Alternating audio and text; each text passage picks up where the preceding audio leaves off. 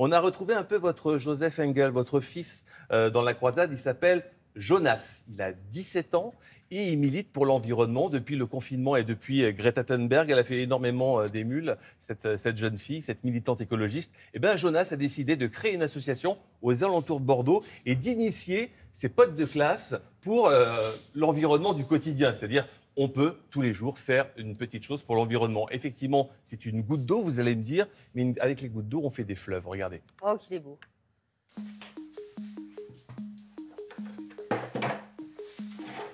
Dès le matin, c'est du café local. Et puis après, ouais, on essaie de faire un peu attention à ce qu'on mange et d'où ça vient. Avec des confitures locales et de saison en général. Fait maison. Et fait maison. C'est le confinement, en fait, qui m'a mis une claque, qui m'a mis devant un mur. Qui t'a fait prendre conscience que, voilà. Que c'était la merde. Il y avait des choses à faire. Il parle de zéro déchet. Non, on n'est pas à zéro déchet. Mais en tout cas, on limite énormément nos déchets en faisant le compost. Mais quand il nous a dit je voudrais avoir des poules, ben là, stop pour nous, c'est notre limite. Je sais pas, les œufs à la coque au petit déjeuner, c'est pas mal du jardin. Après, c'est pas grave, on s'en passe et on trouve d'autres choses à faire. Le potager, c'est aussi une fibre importante.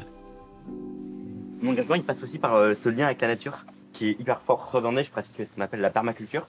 Je cultive avec la nature, donc je laisse faire, donc je plante simplement des graines et ça donne des choses assez formidables. En fait, je me suis rendu compte qu'en fait, jardiner, ça rend heureux.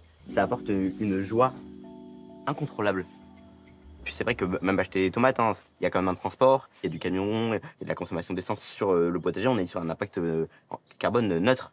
Et donc c'est même peut-être un des meilleurs efforts à faire pour commencer à s'engager dans un mode de vie plus responsable. On a l'espoir peut-être d'inverser la tendance, pas pour éviter le changement climatique, parce qu'à l'heure actuelle on ne peut plus éviter, mais pour inverser les courbes et éviter les futures conséquences de ce changement climatique. Donc cette association, Jeune Génération Écologique, elle va avoir 1 an en octobre. Donc on va fêter nos 1 an.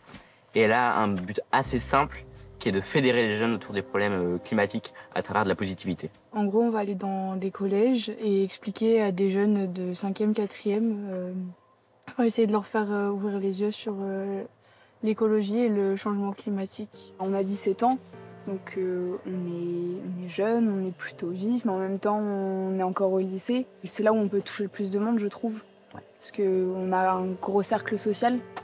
Donc c'est intéressant de le faire à cet âge-là, je trouve. Ok, je suis bafou. Il y a du son. On est bon. Salut. Aujourd'hui, de plus en plus de jeunes sont paumés de l'avenir et ont perdu confiance en eux. Pose-toi et engage-toi pour ce monde demain qui est ton monde et qui est le droit de vivre de notre génération.